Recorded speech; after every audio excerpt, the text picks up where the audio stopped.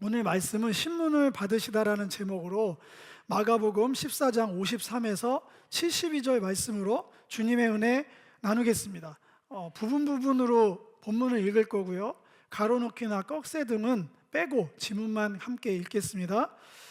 그들의 증언 먼저 살펴보겠습니다. 본문 말씀 53절에서 59절까지 말씀 합독하시겠습니다. 시작.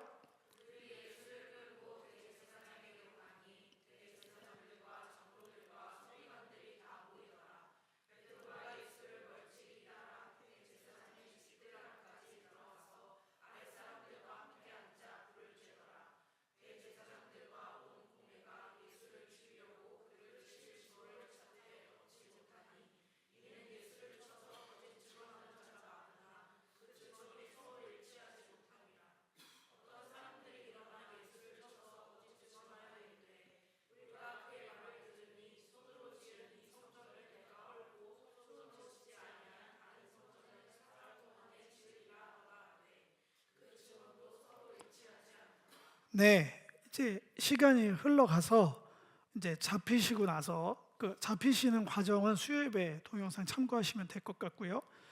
이제 대제사장 관저에 끌려갔습니다. 신병이 인도돼서 사실 여러 가지 여기 거짓이라는 얘기가 많이 나와서 성경은 이 모든 과정이 불법적이라고 얘기를 하고 있어요. 불법 재판입니다. 왜냐하면 산헤드린 공의회가 공식적으로 재판을 하지만 재판을 새벽에 하는 경우는 없거든요. 날치기와 뭔가 부족함이 있기 때문에 그랬고, 이 뒤에 이제 또 재판이 여러분들이 알다시피 빌라도 법정으로 또 가죠. 그러기 전에 이건 종교 재판의 성격입니다. 빌라도가 한 건 정치 재판이고요. 지금은 종교 재판이라고 보시면 되겠습니다. 시작도 하기 전에 베드로 얘기, 이제 뒤에 맨 마지막에 나오지만 베드로 얘기로 시작합니다. 베드로가 예수를 멀찍이 따라서 대제사장의 집 안뜰까지 들어가 있었다, 이렇게 나옵니다. 한편은 예수님의 신문당하심, 또 한편으로는 베드로의 신문당함을 정확하게 비교해서 보라고 마가가 일부러 기록을 했어요. 그래서 제가 본문이 길지만 베드로가 여종한테 신문당하는 것까지 함께 봐야 됩니다. 이 어떠한 자리에 있는지에 따라서 다르게 보일 수 있기 때문입니다. 먼저는 베드로가 예수를 멀찍이 따라갔다라는 말부터 살펴봐야 됩니다. 베드로 동정하면 안 됩니다. 그래도 의리 지키느라고 스승 잡혀가니까 양심에 찔려서 쫓아갔다, 이렇게 생각하시면 안 됩니다. 굉장히 저는 그거는 인간애적인 해석이에요. 정확하게는 베드로는 멀찍이 따라가라고 부름받은 사람이 아닙니다. 정확하게 어떻게 부름받았냐면 마가복음 3장 14절 또 42절 이런 데 보면 12를 세우셨으니 이는 자기와 함께 있게 하려고, 함께 예수님은 분명히 우리를 함께 있게 하기를 원했어요. 여러분들이 그렇게 이제 요새 용어죠. 성경에 나오는 단어 아닌데 인격적 교제, 저는 그거 별로 좋아하는 말 아닙니다. 다 자기 맘대로 해석을 하기 때문에 인격적 교제로 받아들이시걸랑 분명히 말씀드립니다. 그 관계가 여러분들이 생각한 것처럼 먼 발치에서 쫓아가는 관계면 안 됩니다. 어떻게 제가 예수님하고 어깨동무를 하며 같이 다닙니까? 거짓 겸손입니다. 예수님이 바라시는 건 모든 걸 함께하고 모든 걸 함께 나누기를 바랬지, 멀찍이 떨어져서 관망하듯이 한 발 걸치면서 나라는 가야겠는데 가까이는 못 가겠고, 어설픈 관계 설정으로 이 위치 규명이 돼 있어요. 이러면 어떻게 되는지가 드러납니다. 이따가 베드로 여종의 신문 내용의 첫 번째가 뭐냐면 너 예수와 나사렛 예수와 함께 있는 자였잖아를 물어본 거예요. 여종의 입을 통해서 너는 누구냐고 물어보는 거거든요. 먼저는 예수가 누구인가를 먼저 좀 살펴보고, 신문의 내용은 예수는 누구인가, 두 번째는 그러면 그런 예수와 함께 너는 어느 거리를 갖고 있는가를 묻는 거예요. 너는 누구냐고, 너는 제자인가를 정확하게 물어보는 거예요. 예수가 주고 너는 제자인가를 신문 내용을 통해서 드러내고 있습니다. 이 멀찍이 떨어진 것은 신앙의 현 주소를 말할 수 있습니다. 원함을, 어떤 예수라는 분을 통해서, 그런 신앙을 통해서 무언가 원하는 걸 얻어내고자 하는 거리, 열심을 다해서 따르고자 한 열정으로 갈 수 있는 최선의 거리가 멀찍이에요. 또 성품으로 좋아해서 따라갈 수 있는 거리입니다. 좀 러프하게 얘기하면 예수님은 슈퍼스타가 아니에요. 아이돌이 아니라고요. 아이돌은 우리가 만나고 싶고 보고 싶지만 그 사람이랑 함께 할 수는 없는 거잖아요. 그런 관계가 아니에요. 그게 성품적으로 착해서 쫓아가든, 아니면 지옥 가기 무서워서 쫓아가든, 열심으로 가든, 원하는 걸 얻어내려고 가든 멀찍이밖에 못 간다는 거예요. 그게 한계예요. 함께 있을 수가 없어요. 그 거리만큼이 인격적 교제가 그런 거라면 전혀 인격적이지 않습니다. 성경적이지도 않습니다. 여러분들이 만든 그냥 거리, 종교적 거리일 뿐이에요. 다시 말씀드립니다. 예수님께서는 모든 것을 함께 하길 원하세요. 그래서 이 엄청난 대가지불을 하고 계십니다. 다음으로는 공회의 거짓 증언 내용을 살펴보아야 됩니다. 공회에서 선포된 증인들의 얘기는 전부 다 거짓말입니다. 거짓 증언으로 성경에 기록되어 있으니까. 근데 내용이 의미심장합니다. 다른 여러 가지 고발 내용이 있었을 텐데 주목하는 것은 뭐냐면 성전에 대한 얘기입니다. 성전, 또 성전 얘기입니다. 성전을 간과하시면 안 됩니다. 손으로 지은 성전이냐, 손으로 짓지 않은 성전이냐, 기승전, 성전 이야기입니다. 예수님께서 실제 마가복음을 통해서 한 것은 본인이 부시겠다고 한 적은 없어요. 이게 무너진다고 했지. 그건 팩트고요. 그거보다 요한복음, 여러분들이 더 잘 알고 있는 요한복음 2장 19에서 22절까지 한번 읽어보겠습니다. 시작.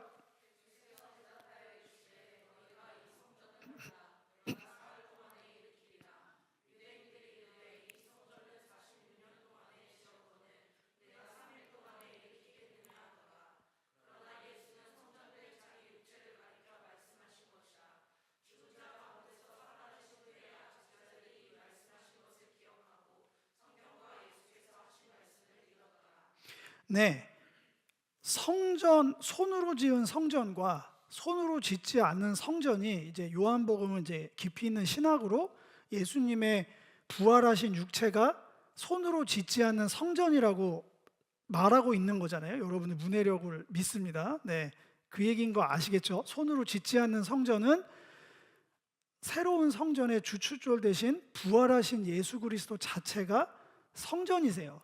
손으로 짓지 않는. 여기서 조금 확장해야 됩니다. 손으로 지은 성전과 손으로 짓지 않는 성전. 지금은 성전 얘기가 이슈인 시대가 아니잖아요. 그런데 성경은 손으로 지은 것과 손으로 짓지 않는 것을 철저하게 문제 삼으면서 이야기가 흘러오고 있습니다. 제일 처음에 사람이 손으로 지은 건물은 뭘까요? 여러분들 성경 지식 안에서 에녹성입니다. 창세기 4장에 나오죠. 원래는 건물로 얘기하지 않고 제단을 하고 얘기하면 손으로 지으니 꼭 내 손으로 지었냐 안 지었냐 얘기하는 게 아니에요. 하나님 뜻에 부합하지 않는, 그것은 가인의 제단이었어요. 그래서 받지 않으신 겁니다. 아벨이 드린 제단, 제단이란 말은 없어요 성경에. 근데 당연히 양을 그냥 뭐 죽여가지고 그냥 놨을 거라고 상상하시는 분은 없잖아요. 손으로 짓고 안 짓고가 거기서부터 시작돼서 손으로 지은 것은 에녹성, 그 뒤로 바벨탑, 이렇게 쭉 나가는 겁니다. 그리고 여기 지금 헤롯 성전 이렇게 가는 거고요. 나중에 큰 성 바벨론까지 쭉 이어집니다. 그게 도시든 나라든 실제 예배 드리는 예배처든 상관없이 하나님이 허락하지 않고 하나님 뜻대로 지어지지 않은 것, 그거를 구분 지으면 그 건축물, 그 공간, 그것을 하려는 이유는 바벨탑 사건에 드러났습니다. 내 이름을 내기 위해, 흩어짐을 면하기 위해, 하늘에 닿고자 하기 위해, 그 이유와 목적으로 지어진 모든 것들을 통칭하는 거예요. 그게 성전이어도. 왜 성전도 그렇게 될 수 있나요? 성전도 아까 얘기했죠. 내가 하나님께 뭔가를 얻어내기 위해, 나의 열망을 투영하기 위해 등등 주어가 나면 성전은 성전이 아닌 거예요. 손으로 지은 거는 다 부서질 겁니다. 하나님이 그냥 두지 않아요. 그럼 반대로 손으로 짓지 않은 거의 첫 번째는 뭘까요? 에덴입니다. 하나님의 뜻대로 지어진 거의 원형이에요. 그 뒤로는 뭘까요? 방주예요. 방주는 노아가 진 거 아닙니까? 그러면 안 된다고. 그러면 여기서 갑자기 중딩으로 나락가는 겁니다. 나락은 좋은 말 아닌데. 제가 얘기한 게 이렇게 손가락 튕겨서 지었냐 지어지지 않았냐를 얘기하는 게 아닌 거 아시죠? 네, 설마. 네, 방주고요. 그 다음에 성막이에요.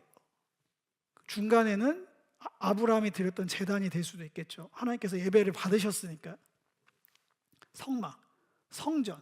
솔로몬이 지었던 성전이 두 개가 합쳐져 있습니다. 하나님이 지으라고 한 그대로 자신이 만들었다고 얘기를 하셨거든요. 예, 이따가 나누겠지만 스데반 설교에 그렇게 써 있어요. 그러나 솔로몬이 지었죠. 거기가 왜 중간이 섞여 있냐고 하면 그 봉헌식까지는 성전이었는데 끝나자마자 솔로몬이 한 행동을 보면 자기 왕궁을 성전보다 훨씬 더 크게 집니다. 그리고 식양보다 다 불려서 져요. 거기서부터 부서져야만 하고 실제로 부셔졌어요. 예, 바벨론 와갖고 느부갓네살이 부셨잖아요. 손으로 지은 것들은 자기 이름을 내고 흩어짐을 면하고 하늘에 닿고자 하는 모든 시도는 하나님이 가만두지 않으십니다. 하나님께서는 사람이 손으로 지은 거에 영광을 받지 않으세요. 우리가 영광 받으라고 아무리 올려드려도 목적이 순수하더라도 과정도 분명해야 되고요. 분명한 하나님이 짓지 않은 방식으로 그게 공간이든 삶이든 예배든 드려져야 그것이 의미가 있는 거라서 끝까지 성전 이슈가 계속되는 거예요. 내 이름을 내고 흩어짐을 면하고 하늘에 닿고자 하는 열망의 반대는 뭘까요? 하나님이 지은 사람의 손으로 짓지 않는 인생이든 건물은 뭐가 될까요? 당연히 말씀대로 순종하는 것, 순종해서 거룩해지는 것, 거룩해서 영광스럽게 되는 것, 영광스럽게 되어 세상을 살리는 것. 그게 손으로 짓지 않은 하나님이 지으신 에덴의 형태를 그대로 따라가는 예배적 삶이에요. 이 구분점이 여기도 와 있습니다. 지금 내가 이 성전을 헐고 손으로 짓지 않은 다른 성전을 사흘 동안에 지으리라. 여기 안에 첨예하게 주님께서 무엇을 싫어하고 무엇을 원하셨는지 그대로 다 드러나고 있습니다. 더 근본적으로 공회에 이렇게 끌려가서 자신을 스스로 내어주신 거잖아요. 체포를 당한 거는 맞는데 얼마든지 하늘 군대 불러서 우리가 영화적 상상으로 반지의 제왕 이런 거 보면은 멋있잖아요. 리턴 오브 킹 같은 거 보면 막 영혼들이 와서 영화적 상상 그런 거 얼마든지 할 수 있는 거잖아요. 근데 그냥 자신을 내어주신 거잖아요. 공회에 일부러 끌려가신 거예요. 정확하게 따지면 수동태로 하나님의 뜻대로. 이 체포와 거짓 증언을 용인하신 이유는 무엇이었을까? 반드시가 아니라 분명히 이 신문을 받으신 이유는 하나입니다. 증언하기 위해서 그렇습니다. 공적으로, 법적으로 분명하게. 이 전까지는 사적으로만 그럴 듯 그렇지 않을 듯하게 긴가민가하게 답변을 하셨어요. 네가 그리스도냐 뭐부터 시작해서 메시아냐 물어봤을 때 속 시원하게 나다, 내가 그가 맞아 이렇게 얘기하신 적은 없어요. 애매하게 침묵하게 함으로 인정하게 하고 했지만 단 한 번도 공식적으로 인정하지 않았습니다. 그 이유도 이제 정리하는 거니까 알고 계셔야 돼요. 그때 내가 그라고 하면 당신이 메시아입니까? 하나님의 아들 그리스도입니까? 해서 나다라고 거기서 하면 사람들은 어떻게 오해한다? 호산나 찬양을 하는 그 주체로 나의 열망을 투영해줘요. 그 시대적 언어로 하면 로마의 압제로부터 우리를 벗어나게 하고 성전을 깨끗게 할 어떠한 역할을 하는 그런 메시아로 알까봐 대답을 하지 않았어요. 예. 그런데 그럼 끝까지 안 하면 끝까지 미스테리로 남을 거잖아요. 근데 가장 공적이고 가장 법적인 자리에서 공표하고자 함이에요. 신문을 받으신 이유가 그렇다. 예수님뿐만이 아니겠죠. 그 뒤에 예언된 대로 마가복음 13장에 예언된 대로 제자들의 운명도 같습니다. 이게 얼마나 놀랍냐면 여러분들이 알만한 사도행전 6, 7장에 나오는 스데반의 순교 기억하실 거예요. 굉장히 길거든요. 굉장히 긴데 스데반이 돌을 왜 맞았는 줄 아세요? 결정적인 이유가 여기 지금 언더라인 몇 개 쳐왔죠. 여기도 똑같은 이슈가 등장합니다. 공회가 나오고 거짓 증언이 나오고 거짓 증언의 내용이 하필 또 성전이에요. 이 나사렛 예수가 이곳을 헐고 성전 이슈가 또 나옵니다. 그리고 스데반은 여기서 성령에 충만해서 제가 여러분들한테 드렸던 그 얘기를 그대로 합니다. 손으로 만든 거는 우상, 송아지, 아론이 만든 송아지 알잖아요. 손으로 만든 그거 성경 보면 손으로 안 만들었어요. 불에다 넣었더니 나왔더라 이렇게 돼 있는데, 그러니까 지금 내 손을 사람 손으로 만들었냐 만들어지 않았냐 그런 얘기가 아니라니까. 그 뒤로 보세요. 그게 있었고 증거의 장막이 있었다. 근데 증거의 장막도 다 사람들이 손으로 만들었잖아요. 근데 그것은 본 그 식양대로 그대로 만들게 했다. 그러면서 하나님께서 이 천지 만물에 다 내가 지은 건데 너네들이 도대체 뭘 지어서 나한테 바치겠다? 뭘 어떻게 해서 나를 추구하고 나랑 인격적 교제를 하겠다고 시도를 하는 거야.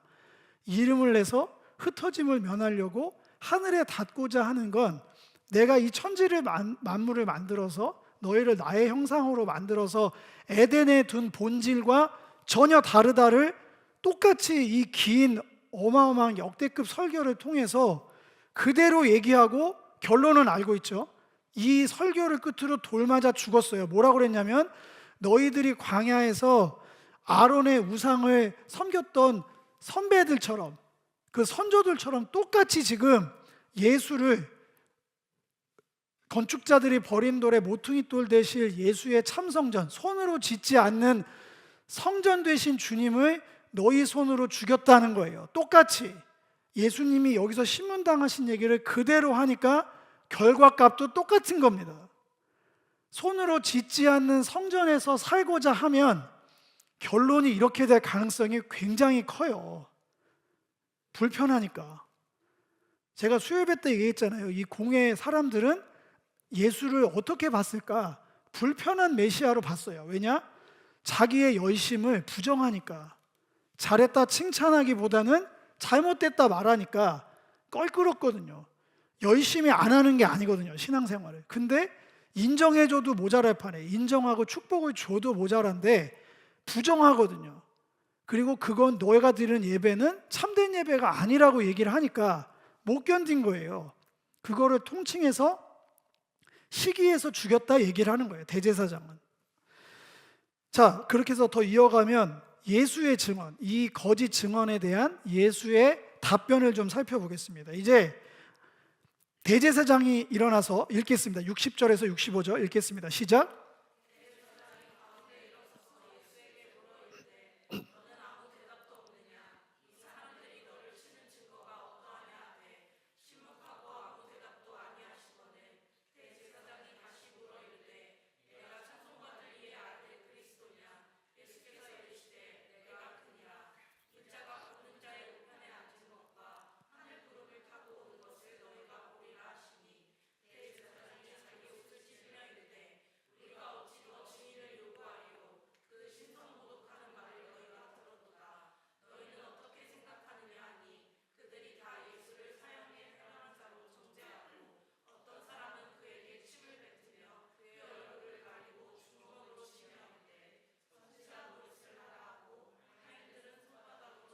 네, 성전에 대한 이야기를 물어서 대제사장이 왜 너는 침묵으로 답변하는가를 물은 거예요. 그래서 예수님의 첫 번째 증언은 침묵입니다. 침묵의 의미는 뭘까요? 하나는 직접적으로 성전 파괴했다고 말한 적이 없다. 부인의 의미겠죠. 부인하는 거예요. 또 한편으로는 손으로 짓지 않은 성전을 건축한다고 한 건 맞거든요. 시인한 거예요. 그런 이중적인 성격을 갖고 있습니다. 그런데 대제사장의 직접적 질문과 성전이랑 연결을 해야 돼요. 대제사장이 다시 묻습니다. 이 분위기에서 네가 찬송받을 이의 아들 그리스도냐? 좀 전까지는 성전이었잖아요. 근데 왜 갑자기 여기서 너의 신분은 뭐고 너의 사명은 뭐냐? 이걸 왜 물어봤을까요? 제가 그랬죠. 하나님의 아들은 신분이에요. 네 집 자식이냐? 우리도 이렇게 물어보잖아요. 아버지가 누구냐? 그거는 가문, 신분, 그 얘기를 들으면 네 집 사람 얘기 들으면 어떠한 성향, 어떠한 성품, 어떠한 가풍 이게 대략 오는 거예요. 아버지가 하나님이면 아들도 하나님이겠죠. 그 삶을 결은 같다는 거죠. 그 여러 가지 것들이. 그리스도는 다시 말씀드리지만 이름이 아니라 이런 거 창피한 겁니다. 이걸 계속 얘기하고 있는 저도 창피하고 여러분도 창피한 거. 그리스도는 이름이 아니고 사명, 기름 부음을 받았다는 건 직함 3개, 대제사장, 왕, 선지자. 이런 역할을 하는 자이냐 물어봅니다. 그러니까 너는 누구냐고 물어보는 거예요. 너는 누구냐? 이게 성전이랑 어떻게 연결되는 걸까요? 하나님의 아들 메시아면 당연히 손으로 짓지 않은 성전을 건축하는 사람입니다. 그 얘기예요. 예수님께서 이 땅에 왜 오셨냐고 묻잖아요. 십자가 지시러 오셨다? 맞습니다. 근데 그거는 지독히 우리 입장이에요. 내 죄를 사해 주시기 위해서. 거기도 중심이 보면 납니다. 나를 용서하기 위해서, 나를 천국 가기 위해서. 그것도 잘 살펴보면 아직도 나예요. 내 위주. 천지의 모든 기운을 끌어모아서 나를 어떻게 해주려고. 난 스페셜이거든. 그런 게 아니에요. 당연히 성전을 육신을 허물어서 손으로 짓지 않은 부활의 몸에 참된 성전을 짓기 위해서 오셨다가 하늘 버전이에요. 그 과정 안에 십자가가 중심에 서 있는 거예요. 나의 구원은 성전을 통해서만 이루어집니다. 이게 무슨 얘기냐? 여러분들 성전이 없으면 구원 못 받아요. 잘 생각해 보세요. 구약을 폐기 처분하지 마시고 하나님께서 출애굽시켜서 소위 말해서 구원하신 거죠. 문설주와 임방에 우리가 따지면 예수를 주로 시인해서 구원을 하신 거잖아요. 그리고 성경이 찢어진 게 아니잖아요. 그 뒤로 스토리가 어마어마하게 많습니다. 핵심은 뭐냐면 성막을 지어서 똑같아요. 하나님과 함께하는 삶을 원하셨어요. 예수와 함께 있는 제자들을 부르셨던 거랑 똑같단 말이에요. 구약도. 거기 안에서 성막, 지금 따지면 성전을 통해서 죄를 용서하셨잖아요. 부지불식간의 죄까지도 1년에 한 번씩 대속죄를 통해서 사해줌을 통해서 구원을 유지했단 말이에요. 똑같습니다. 똑같아요. 그 방법과 법칙이 없어진 게 아니에요. 예수님을 믿는다는 건 예수님께서 손으로 짓지 않는 참된 성전임을 믿는 거예요. 그래서 예수의 이름을 통해서만 죄 용서가 있는 거예요. 예수의 이름을 통해서만 구원이 있는 거예요. 예수의 이름을 통해서만 그 과정을 통해 하나님과 함께 할 수 있는 거예요. 다른 방법이 없어요. 그걸 폐쇄적이고 배타적이라고 하면 내라고 하세요. 자신 있게. 그렇다고 희석할 내용이 없어요. 그것까지 물러나면 그건 복음 전하는 게 아니에요. 자기 정체성을 부정하는 거지. 우리가 예수 이름 말고 뭘 증언합니까? 근데 그냥 어바웃으로 애둘러서 예수 믿고 천국 가야지 이제 이런 걸로는 안 된다니까요. 사람들이 신앙에 대한 하나님에 대한 갈망이 없는 게 아니라 명확해지길 원하는 거예요. 명확해지기를. 그래서 저도 여러분들한테 이 성전 얘기를 끊임없이 마가복음을 통해서 말씀을 드리는 거예요. 침묵으로 일관하시면서 대제사장의 그 아들 그리스도냐 물어봤습니다. 여기서 원래 뭐라고 그래야 되냐면 예전처럼 아니라고 얘기해야 됩니다. 아니라고. 어떤 의미냐면 대제사장의 질문에는 끊임없이 이 갈릴리부터 예루살렘까지 올 동안 끊임없이 네가 그리스도냐 물어봤던 그 질문하고 똑같은 거예요. 여기서 내가 아들 그리스도라고 답변하면 대제사장 머리는 문해력으로는 어떻게 이해할까요? 아, 얘가 그동안 나타났던 수많은 메시아 폭도들하고 똑같은 애구나를 자인하는구나, 이렇게 받아들이는 거예요. 여기서 원래는 이렇게 못 알아듣는 애한테 아니라고 얘기를 했어야 맞는 거예요. 근데 주님은 아니라고 하지 않습니다. 이제는 완전히 이 마지막 질문에서는 헬라어 유명한 책 제목이니까 에고 에이미, 내가 그다, I am who I am을 한 거예요.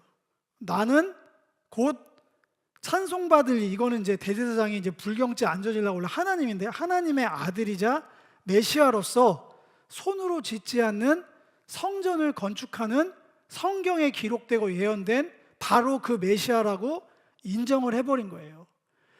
대제사장이 어떻게 알아듣든지 간에 예스가 나오면 본인이 죽는 걸 알고 있어요. 근데 이제는 그 시간이 도래했기 때문에 이 공적이고 법적인 이 법정에서는 정확하게 기록을 남긴 거예요. 내가 하나님의 아들 그리스도다. 이 얘기를 들으니까 그 전에 하나님의 아들 신분과 사명 그리스도가 그게 예수인 게 왜 복음이냐? 그분이 어떤 분인지 우리가 분명하게 하나님의 아들 되심, 그리스도 되심을, 또 손으로 짓지 않은 성전 되심을 알아가면 알아갈수록 나의 죄 용서, 나의 구원, 하나님과 함께하는 소위 말해 인격적 교제가 실제가 되는 거예요.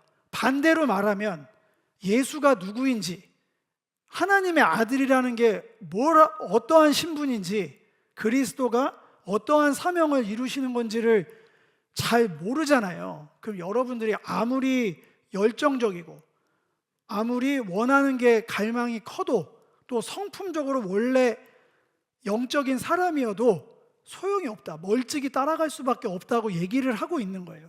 끊임없이 돌고 돌아서 질문하는 건 똑같습니다. 예수님께서 베드로한테 질문했던 거는 너희는 나를 누구라 하느냐? 학적으로 얘기하면 예수론이 분명해야 제자론이 성립이 되는 거예요. 교회론이. 예수가 누구인지를 신앙생활 가운데 저 예수 아는데요? 예수님께서 저 구원하셨는데요? 그렇게만 알면 여러분들이 죄 용서 받는 거, 구원 받는 거, 하나님께 함께 하는 것, 구심력이 어마어마하게 약해져요. 그러니까 멀찌감치 밖에 떨어져서 따라갈 수밖에 없는 거예요. 안 따라갈 수는 없겠는데 가까이는 못 가겠다예요.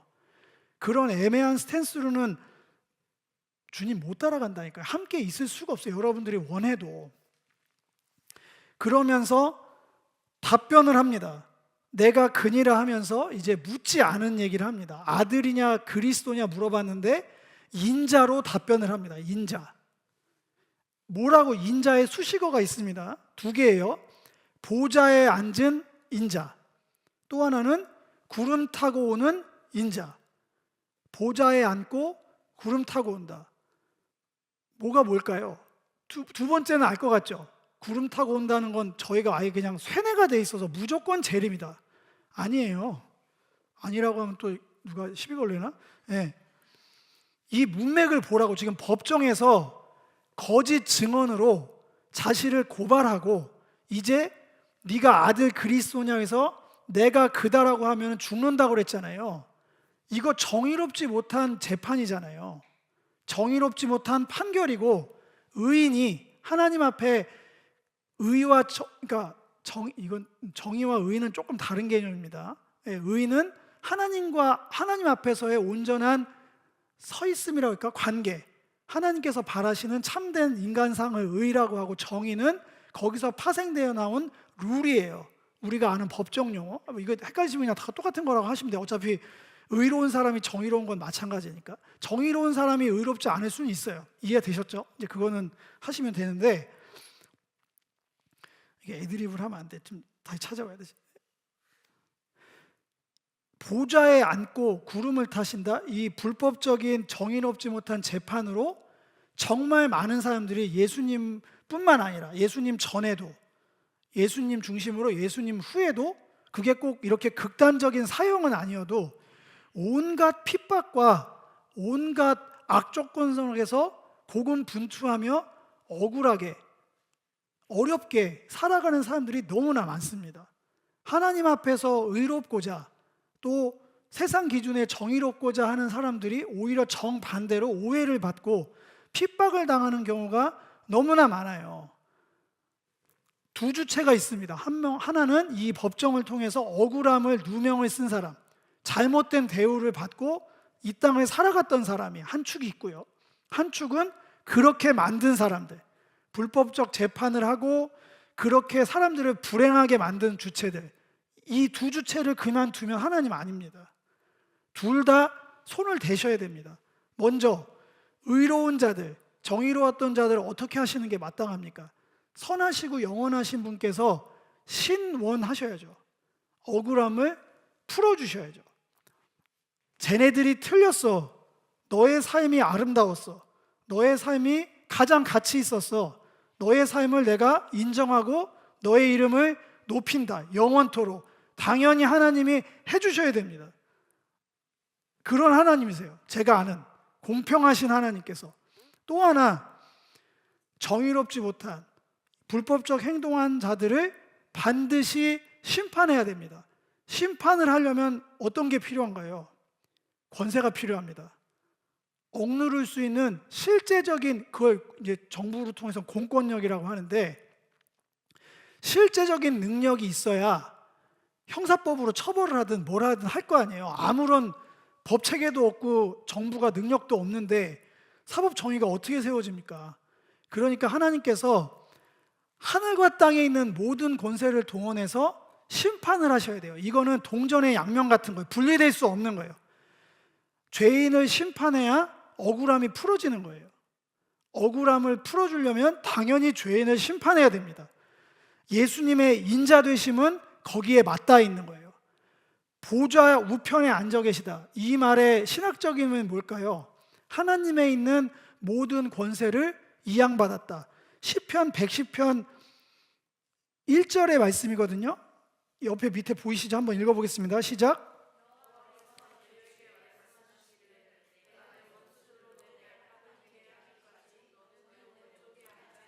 예, 여기 분명히 써있죠. 네 원수들로 네 발판이 되게 하기까지. 이거 희석할 필요 없어요. 목을 밟고 그 고대근동의 전쟁 문화에서 패배한 왕들에게 굴욕을 주고 이제 이 전쟁이 깔끔하게 서열 정리가 됐다는 표현들로 발들상에 엎드리라고 하고 심하면 목을 밟습니다. 처형하는 경우도 있어요. 보는 사람들 앞에서. 그 얘기를 하시는 거예요. 이 얘기는 뭐냐면 내가 반드시 널 보좌에 앉혀서 심판하는 존재로 만들겠다는 거예요. 그 말씀을 하신 인자는 그런 분입니다. 두 번째, 하늘 구름 타고 오신다. 하늘 구름을 타고 오는 것. 이거는 다니엘서 7장 13, 14절입니다. 읽겠습니다. 시작.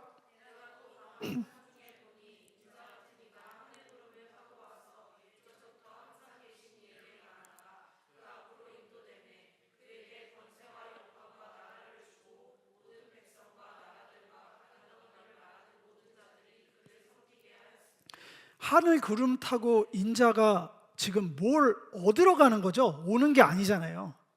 하나님 옛적부터 항상 계신 이에게 나아가서 그 앞으로 인도되니까 하늘 구름 타고 온 인자에게 권세와 영광과 나라가 주어지는 장면이에요. 한마디로 심판할 권세가 주어진 거예요. 전권을 위임받은 거예요.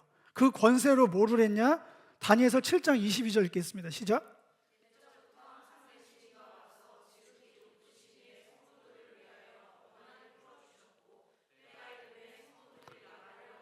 네, 예수님께서 이 하늘 권세를 어디다 쓰시나요? 악인을 심판하고 성도들에게 원한을 풀어주고 한편으로 권세를 나누는 거예요. 그러니까 예수님께서 억울한 재판을 통해 죽으시지만 소망이 되는 게 이게 끝이 아니라는 거예요. 법적 용어로 지금 대제사장에게, 제가 그 장면에 없었지만 이 장면에서는 모든 사람들에게 눈을 보고 저는 얘기했을 거라고 생각합니다. 똑똑히 들어라. 너희들이 나를 지금 이 땅의 종교 재판으로, 제가 이 장에서의 결론은 뭐냐면 이거 끝나고 신성모독이다 하고 정죄받거든요. 하나님의 이름으로 하나님을 정죄하는 그 수준이라니까. 우리의 열심은, 우리의 신학은, 우리의 지식은 그렇게 되는 거예요. 잘못된 방향으로 가면 죽도록 대제사장까지 돼서 하는 일이 뭐냐면 하나님의 이름으로 하나님을 정죄한다니까. 사신을 만들어요. 죽은 신을. 그게 우리의 현 주소예요. 종교적 열심으로 갈 수 있는 우라고, 지혜롭지 못한 자들의 최후여라. 신앙은 착해지려고 하는 게 아닙니다. 정확하게 그런 용어를 쓰신다면 전 지혜로워지는 게 신앙이라고 생각합니다. 지혜로움 안에 착함도 있어요. 순진하고 착해지려고 하는 게, 어린아이와 같은 건 착한 게 아니에요. 분명히 들어라. 너희들이 하나님의 이름으로 하나님을 정죄하고 심지어 찔러 죽일 건데 끝이 아니다. 너희들 반드시 심판한다. 이 악은 반드시 내가 벌하고, 이 억울함들, 분통함들, 의롭지 못한 것들, 또 반대로 그런 분들을 신원하고 신원의 끝은 상을 준다. 권세를 나눠서 영원한 누림으로 인도하겠다. 그 선언을 이 법정에서 당당하게 공적으로 하고 계신 겁니다. 이게 불법 법정에서 대제사장 앞에서 예수님이 이 땅에 남기신 본인의 존재 이유이자 사명이자 선언이에요. 자, 여기까지 하고 베드로의 증언을, 이걸 마가가 비교하라고 써놨으니까 이 증언과 베드로도 똑같이 대제사장 뜰에서, 대제사장은 아니지만 여종에게 신문 받습니다. 이게 얼마나 창피한 일입니까? 그거부터가. 여종이 종지목됩니다. 서두에 말씀드렸죠. 나사렛 예수와 너 함께 있는 자야? 바꿔 말하면 아까 그랬죠. 예수님께서 제자들을 왜 불렀다고요? 나와 함께 있게 하려고. 그러니까 이걸 바꿔 말하면 너는 예수님의 제자인가? 라고 묻는 거예요. 이 신문의 내용은 베드로가 제자들의 대표죠. 초대교회의 대표잖아요. 우리들의 현주소예요. 묻고 있는 거예요. 너희들한테, 나한테, 너희들이라고 안 했겠습니다. 자신한테 너는 제자가 맞느냐고 물어보는 거예요. 예수와 함께 있는 자가 맞느냐? 베드로가 뭐라고 합니까? 부인하여 이르되 네가 말하는 것이 뭔지도 알지도 못하겠고 깨닫지도 못하겠다 얘기합니다. 예수와 함께 있는 게 난 뭐 말하는지 모르겠어. 전혀 알지 못하는 일이야. 그게 맞는 얘기예요. 본인은 예수와 함께 한다, 뭐 인격적 교제를 한다, 입으로 주님이 어쩌고 얘기를 하잖아요. 이 신문 앞에서 잘 모르겠어. 근데 내가 제자가 맞는지도 모르겠고 예수가 누구인지도 잘 모르겠고 다 애매하고 지금 혼란스러워 라고 얘기한 거예요. 감정적으로는 그렇게 답변한 거고요. 베드로가 답변한 뭔지 알지도 못하겠고 깨닫지도 못하겠노라는 법적에서 법적 용어입니다. 신문 받는 증인의 선자가 그 답변에 대해서 정확하게 부인하는 공식 부인 언어예요. 법적 용어를 써가면서 공적으로 나는 제자가 아니라고 선언을 해버린 거예요. 두 번째 여종은 너 도당이지. 이거 어려운 얘기인데 이거는 도당이라는 단어가 있는 게 아니라 전치사 쓰여서 너 예수께 속한 자지 이렇게 물어본 거예요. 에크라는 게 써 있거든요. 전치사로만. 너 예수께 속한 자지. 저는 이거 하면서 내가 믿는 분 예수, 내가 속한 그 찬양이 떠오르더라고. 그 찬양 어마어마하게 부르잖아요. 그 찬양을 너가 부르던데 정말 예수께 속한 게 맞아? 그렇게 했더니 또 부인하더라. 여기서 부인의 내용이 안 나오는 건 위에랑 같다는 거예요. 그 말이 뭔지 모르겠어. 전혀 알지 몰라. 그 얘기는 공적으로 법적으로 나는 예수께 속하지 않았어. 그렇게까지 하니까 이제 여종이 아니라 복수로 바뀝니다. 사람들이 이제 벌떼처럼 일어나서, 왜냐하면 뻔히 거짓말이거든요. 분명히 다 받고, 아니 네 어제까지 막 제일 열성적으로 그렇게 했잖아. 근데 뭘 아니라고 하니까 이제 화가 난 것 같아. 사람들이 다시 베드로에게 말하되 너 갈릴리 사람이잖아. 여기 나왔었는데 헬라어에는 네 말투를 봐. 갈릴리 방언 쓰고 있잖아. 사투리 쓰고 있잖아. 이렇게까지 종지목을 댄 거예요. 그러니까 너는 진짜 예수께 속한 자잖아. 이렇게 얘기를 했는데 그 유명한 베드로가 뭐라고 얘기를 하냐면 저주하며 맹세하며 이르되 나는 이 사람을 모른다. 이 사람으로 바뀌는 거예요. 모든 걸 버리고 따라가는 사람들이거든요. 자신 있게 베드로와 제자들이 말하되 주여 저희들은 모든 걸 버리고 따랐습니다.